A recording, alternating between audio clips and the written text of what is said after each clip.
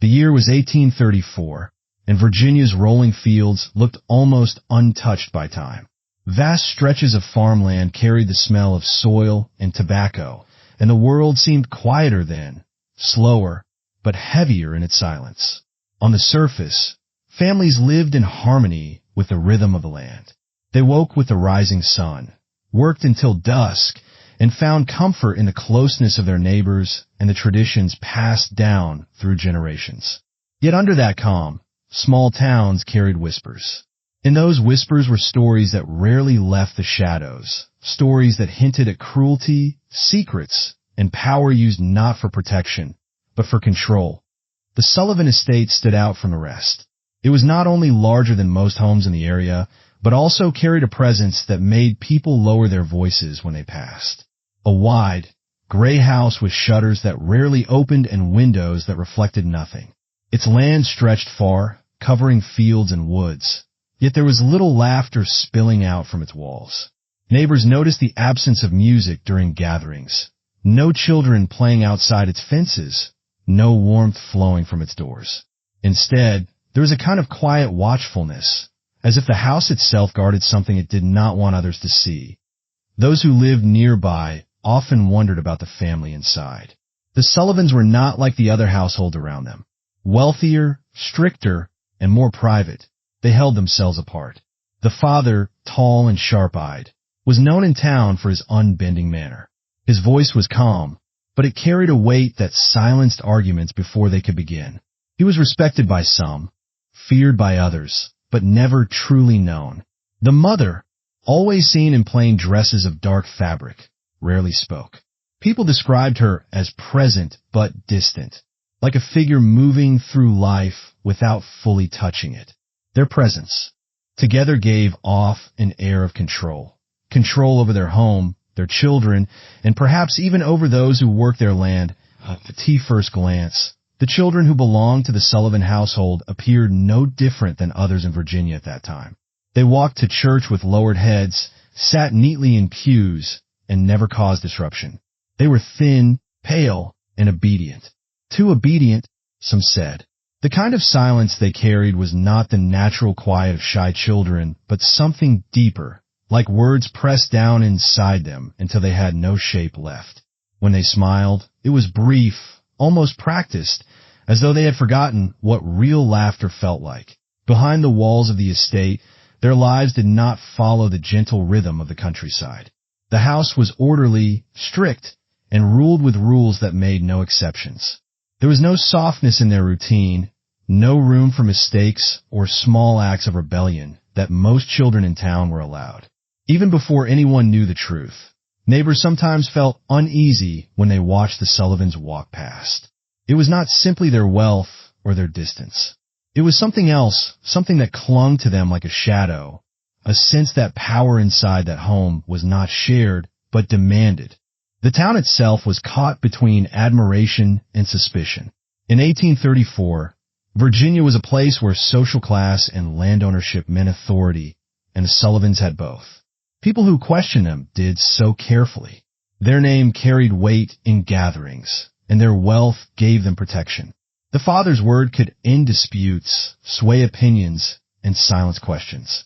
Yet still, rumors swirled. Children whispered that strange sounds came from the estate at night. Low cries, faint chains rattling, or something moving where nothing should. Adults dismissed it as nonsense, though they felt a chill when they spoke of it.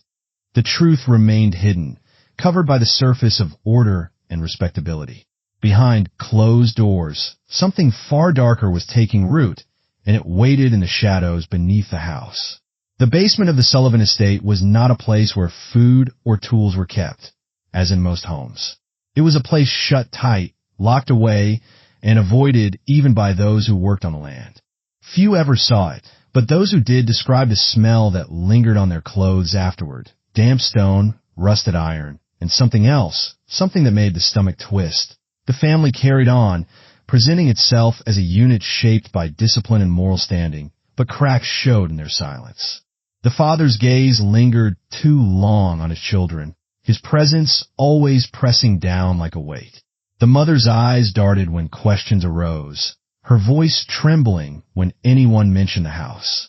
And the children, with their thin faces and quiet steps, lived in a world of rules so tight that one wrong breath could shatter it. It is easy to imagine life there as ordinary. Meals served on time, prayers recited, chores done without question. Yet under that routine was something else, fear. Fear was woven so deeply into their days that it became invisible to outsiders. Fear of Puni, Schmidt, fear of speaking out, fear of the silence itself. That fear spread like roots, reaching beyond the family into the air of the house, until even visitors felt unsettled. By the end of 1834, the whispers in town grew louder, though still nothing was certain. People spoke of missing children from surrounding areas, of families who left the countryside without warning. None of it could be linked, but the coincidences gnawed at those who paid attention.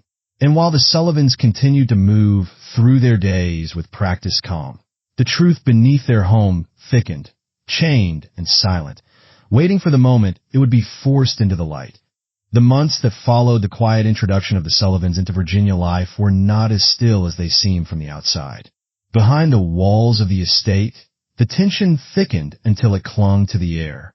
What appeared to the town as discipline and order was in truth something far more severe, an unrelenting pressure that tightened each day, slowly suffocating those trapped inside. The father's control became sharper with time. His temper, once hidden beneath the surface, began to show in small, cutting ways. A plate set wrong at the table was enough to freeze the room. A slip of the tongue from one of the children could silence them for days afterward. His rules did not bend, they multiplied. The children learned to walk in silence, to speak only when spoken to never question, and never look too long at anything outside the estate's gates. The more they grew, the more their obedience seemed forced, not from respect, but from terror. Yet control was not the only force at work. Jealousy crept in, too subtle but dangerous. The father carried an almost obsessive need to keep his family contained. He despised the idea of outsiders influencing his children, of neighbors planting thoughts that might challenge his authority. When one of his daughters was seen lingering at church after service, speaking to another family's child, he responded with such coldness that it shook her for weeks. His eyes, sharp and heavy, made her feel as though she had betrayed something sacred by seeking the smallest connection beyond her home. Each small attempt at independence was met with punishment. And so, they learned, attachment outside the walls was not allowed. The mother's silence became a weapon of its own. She did not shout, did not strike, but her absence of comfort was crushing. She had once been warmer, or so neighbors whispered, before the estate swallowed her. Now she drifted through rooms with downcast eyes, enforcing the father's rules by her refusal to shield the children. When they cried, she turned away. When they begged, she shushed them with trembling hands but never raised her voice against them. Some believe she had once tried to resist, but over time, her spirit had bent, and she became another enforcer of the house's silence. For the children, this betrayal was sharper than any punishment. Outside the estate, Virginia's economy was shifting. The land was harsh, crops sometimes failed, and whispers of financial struggle rippled through families who depended on the soil. Even wealthier households like the Sullivans felt the strain. Maintaining appearances became a quiet war in itself. The father, unwilling to let anyone see weakness, doubled down on his demands within the home. The children worked harder, carried heavier loads, and were reminded constantly that their loyalty and labor were the famil. Wise true wealth. Their childhood was not only stolen. It was spent as currency to uphold his reputation. It was during this time that the basement became more than a place of dread. It became a tool. Each mistake, each defiance, real or imagined, earned a descent into the cold stone beneath the house. At first, it was short hours of sitting in darkness. Then it stretched into days. Chains appeared, heavy iron against frail wrists, and the punishments grew crueler, quieter, hidden from the eyes of anyone who might suspect. The father saw it as discipline. The mother accepted it as necessary. The children learned that even their breathing could be weighed and judged, and if it displeased him, the basement waited. Still, cracks in the family's silence widened. The eldest son, now nearly grown, began to resist in small ways. He spoke back once, his voice shaking, and though the punishment that followed nearly broke him, the moment lingered in the minds of his siblings. For the first time, they saw resistance as possible. Dangerous, yes, but possible. His rebellion was a spark in the suffocating dark, though it was quickly stamped out by the father's wrath. The town began noticing things, too. Children missing from nearby counties, families whispering of strange disappearances. The Sullivans never spoke of it, yet their name lingered in conversations where such rumors arose. Nothing could be proven, but the coincidences unsettled those who paid attention. How could so many vanish without explanation? Why did the Sullivan estate always remain untouched by misfortune, even as others struggled? The questions grew, but so did the ear for asking them aloud. Beneath the surface of the father's rigid control, another secret festered. His obsession with control was not limited to his children's obedience. He demanded perfection, demanded loyalty, demanded bodies that served his will.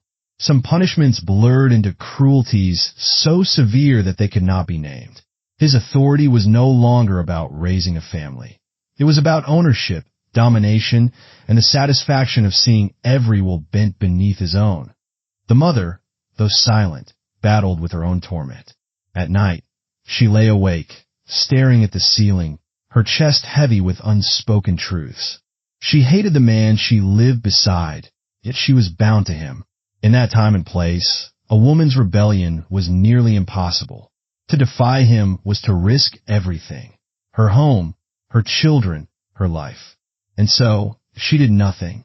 She folded her hands and played the part of a dutiful wife, even as her silence betrayed her children's cries. The guilt rotted her from the inside, but she chose it still, day after day. The children grew thinner, their eyes darker. Their lives became a cycle of work, fear, and punishment. Still, within them, a quiet resistance stirred.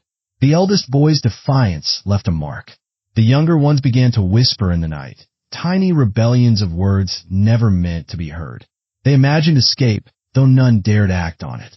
They clung to each other in secret, their only comfort the warmth of shared suffering. Why now? The atmosphere in the Sullivan home was heavy enough to choke. Each step, each word carried risk. Even neighbors felt it when they visited the estate. A strange tension hung in the air, like a storm about to break. One worker, sent to the house on business, claimed later that he had seen a child's thin hand reaching from a basement window, only to be yanked back into darkness. He told no one at the time. Fear silenced him, as it silenced so many. Others. What made it worse were the unspoken rivalries within the family itself. Some children, desperate to avoid punishment, betrayed others. A misplaced object, a wrong word, and blame shifted quickly. The father encouraged it, fostering division, ensuring that no child trusted another fully. Obedience, he believed, grew stronger when loyalty was torn apart. The house became not only a prison but a battlefield, with siblings forced to weigh their survival against each other's suffering. This was how life in the Sullivan estate unraveled. Piece by piece, word by word, cry by cry. The control that had once been invisible now cracked into view. The whispers in town grew darker. The children's bodies weakened. The punishments grew longer. And in the basement, where chains rattled softly in the dark, the seeds of the crime that would soon horrify Virginia were already planted. The breaking point had not yet come, but it pressed closer with every day. The night the crime unfolded was colder than most, the kind of chill that sank into the bones and lingered long after the air had stilled. The Sullivan house loomed against the dark sky, its shutters sealed tight, its windows throwing back no light. Inside, the walls seemed to close in with a weight of silence. The father's voice, sharp and low, had filled the rooms all day, each word a blade cutting deeper into his family's fragile spirits. He had grown more restless in recent weeks, his punishments harsher, his temper more unyielding. Tonight, Something inside him tipped into a place beyond reason. The children were gathered in the main room, lined up as they always were after supper. Their faces pale, their hands folded, their eyes lowered. The mother stood near the doorway, wringing her hands until her knuckles whitened. She could feel the storm in her husband's movements, the pacing, the muttering under his breath, the way his eyes darted from one child to the next as though searching for a target. He demanded order, perfection, silence. Yet even in their trembling obedience, he saw flaws. And in those flaws, he saw betrayal that began with the eldest son. His shoulders were straighter now, his gaze no longer as quick to fall to the floor. Something in him had hardened, a quiet defiance that could no longer be hidden. When his father ordered him to speak, his words faltered but did not bend the way they once had. The father's rage ignited at once, a fury that needed no reason. He struck him once, then again, until the room filled with the sound of fists against flesh. The other children flinched but did not cry out. They had learned that sound only made it worse, but this time the boy fought back. Bloodied and desperate, he shoved his father away, the first act of defiance that shattered years of silence. For a moment, the room froze. The mother gasped, the younger children stared with wide eyes, and the father stood stunned at the audacity. Then the storm broke, that he dragged the boy toward the basement door, his fury unhinged, his shouts echoing through the house.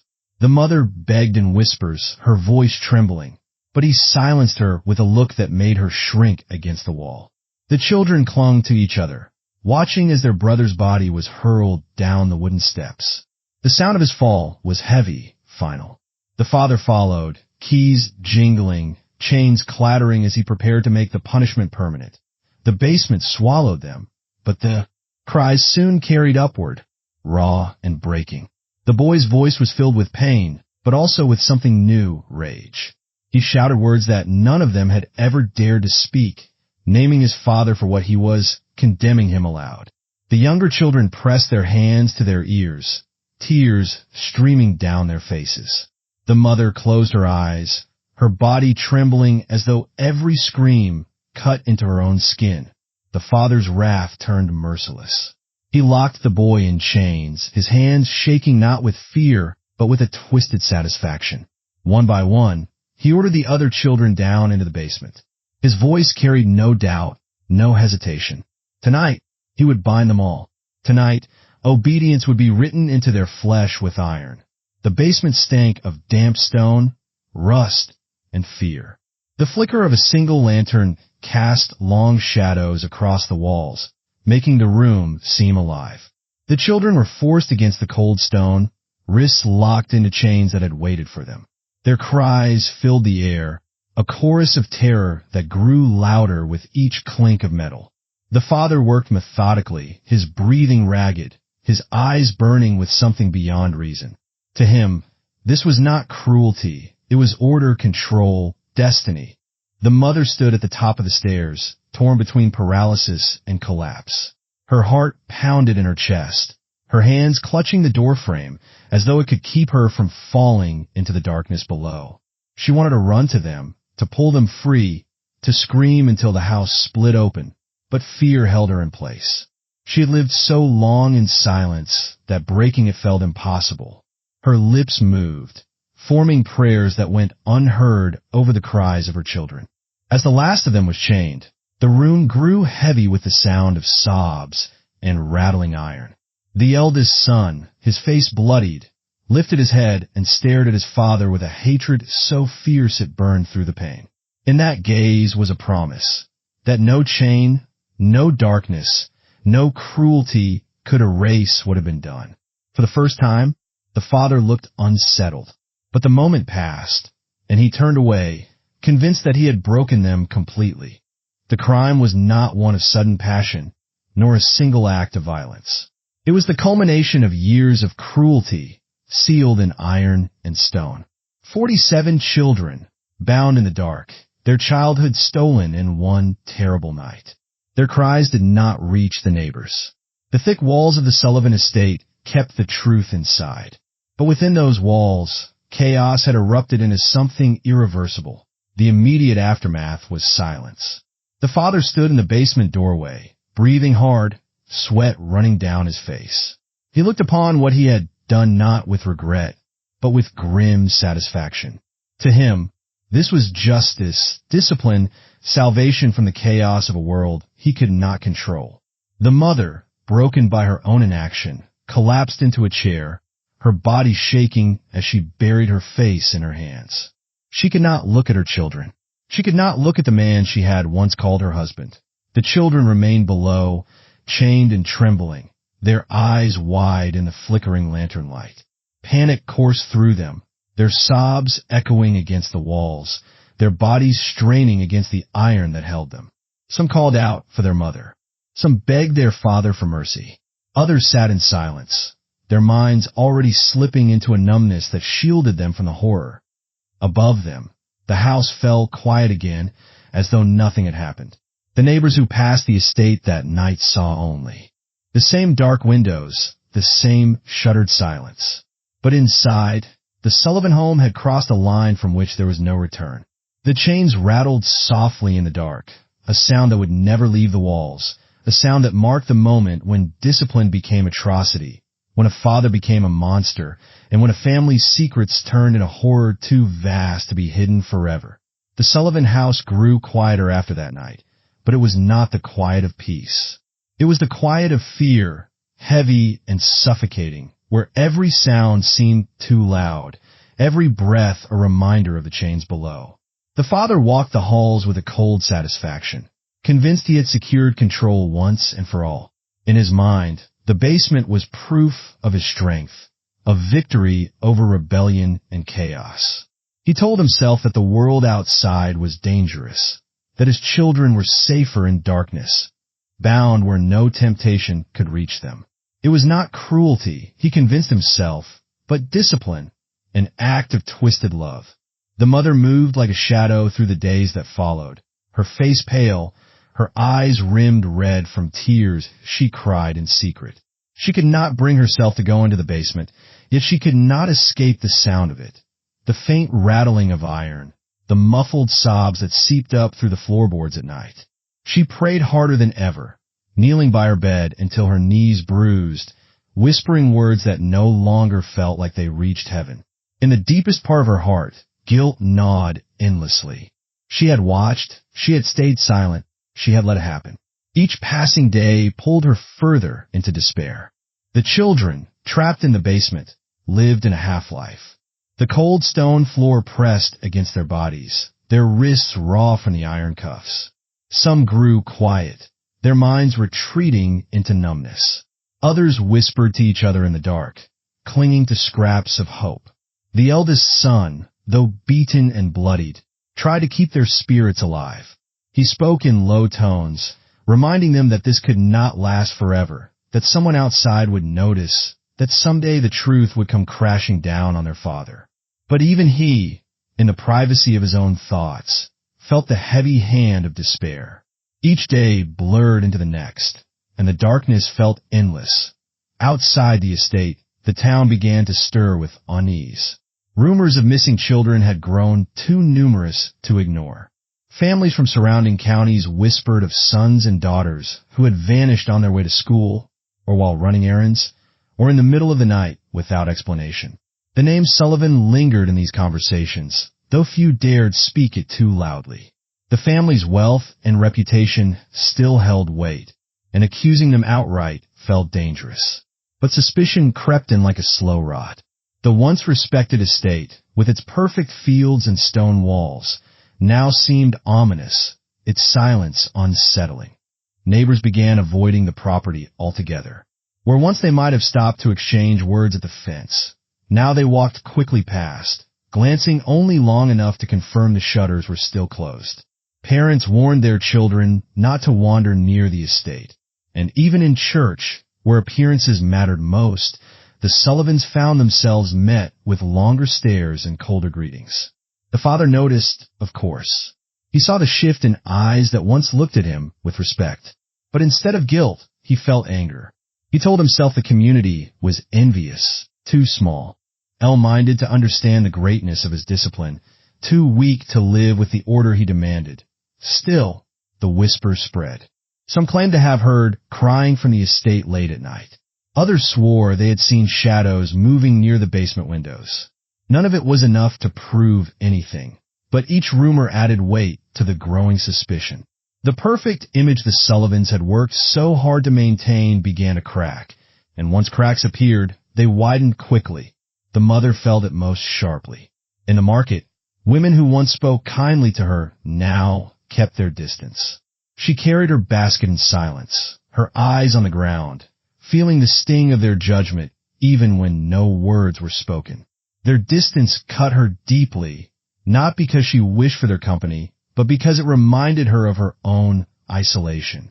She was alone with her guilt, her silence, and the unending cries of her children below. The emotional toll began to show in the smaller children most of all. Locked in darkness, their laughter faded completely. Their eyes grew hollow, their voices weaker. Some began to waste away, their tiny bodies no match for the cold and the hunger. The father, blind to their suffering, saw their weakness as further proof that his rule was necessary. The mother saw it for what it was, and her heart broke a little more each day. The community's unease soon drew the attention of local officials. Missing children were no longer whispers but records, names written in ledgers, families demanding answers. The Sullivans' wealth could not shield them forever.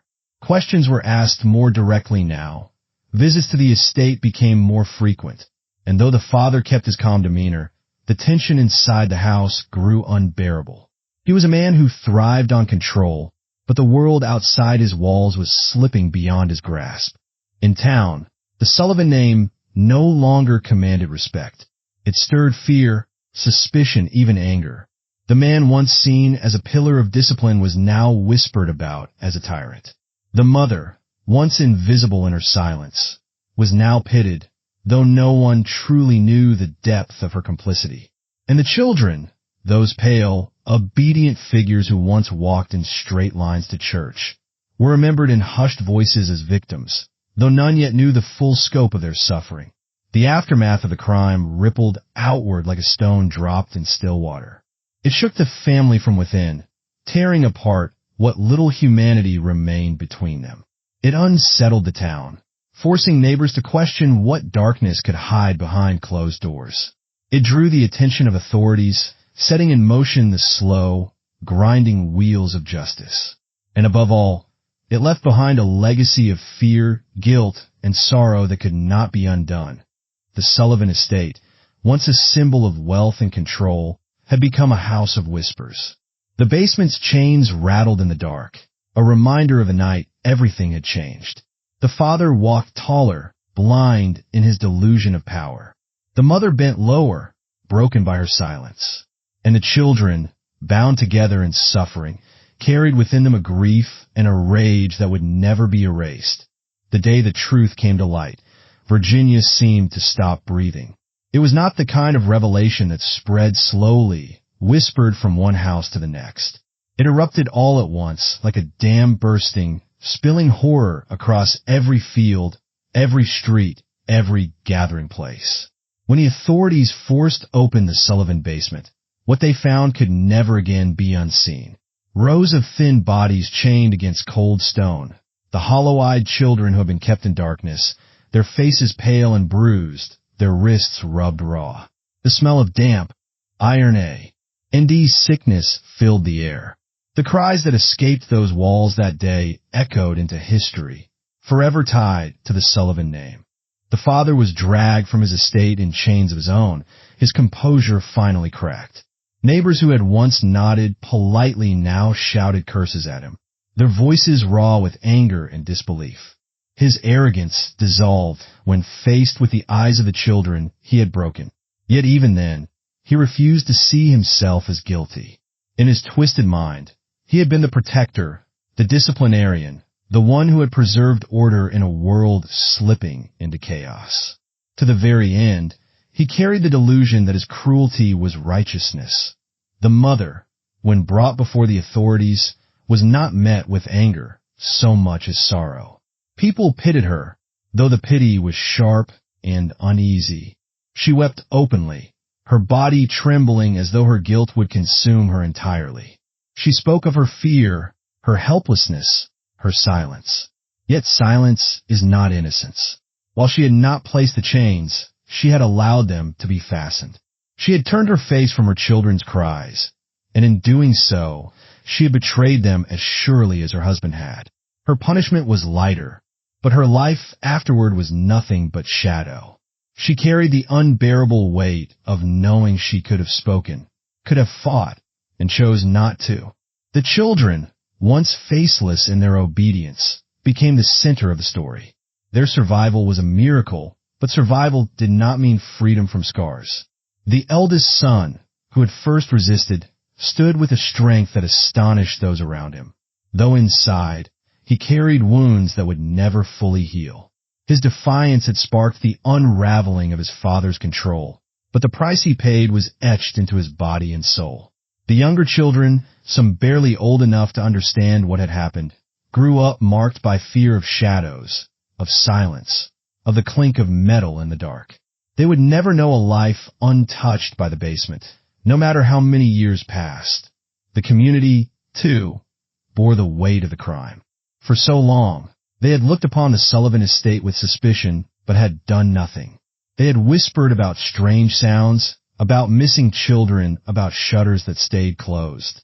And yet, fear, respect for wealth, and the desire to avoid conflict had kept them silent. When the truth emerged, their guilt spilled out in anger. They raged at the father, at the mother, even at themselves for letting the whispers go unanswered. The Sullivan case became a lesson in how silence feeds cruelty, how fear of speaking out allows monsters to thrive behind closed doors. Legally, justice was swift. The father faced trial, his name dragged through the courts and the newspapers that seized upon the story. He was painted as the embodiment of tyranny, a man who used wealth and power to mask his cruelty. His conviction was certain, his punishment harsh. Yet for many, it did not feel like enough. No sentence, no punishment could erase the years of suffering, the lives bent and broken under his control. The mother's trial was quieter, her fate less severe. She was spared the gallows but condemned by society, cast out as a woman who chose fear over love. The Sullivan case echoed far beyond the town itself. Newspapers carried the story across the country, turning it into a grim example of what unchecked power and silence could create. People who once looked at wealthy estates with admiration now looked with suspicion. Questions about parental rights, discipline, and the balance of power within families were raised in ways they had never been before. The case forced society to face uncomfortable truths, that cruelty can live within the walls of respectability, that wealth does not equal morality, and that silence can destroy as much as violence. In time, laws shifted. Greater attention was given to the welfare of children, to the responsibilities of parents, and to the need for community vigilance. It did not erase what had happened, but it planted seeds of change that would grow in the years ahead. The Sullivan children, scarred but surviving, became living reminders of why such change was necessary. When people spoke of the Sullivans in later years, their words carried both horror and warning. The story was not told as a distant tale of monsters, but as a mirror held up to society itself. It revealed how power can twist into control, how silence can become complicity, how love can be buried beneath fear. It was not only about one family, but about the darker corners of human nature, the places where morality falters and cruelty thrives. In the end, justice was only partial. The father's life ended in chains, but the echoes of his cruelty lived on in the children he left broken. The mother survived, but her silence followed her until her last breath. The community learned to question, to speak, to refuse the comfort of ignorance, but they would never forget that they had once stood by and done nothing. The Sullivan estate eventually fell into ruin. The fields went untended, the shutters rotted, the stone walls crumbled. People avoided it, claiming they could still hear the rattling of chains at night. the faint cries of children carried on the wind. Whether it was imagination or something more, no one wanted to linger near the house that had held such darkness. It became a monument to silence, a reminder of what happens when power goes unchecked and fear keeps mouths closed. The story of the Sullivan family is not one of triumph, but of warning. It speaks to the fragility of morality, the dangers of blind obedience, and the terrible cost of silence. Justice was served in part, but the scars left behind were deeper than any courtroom could heal.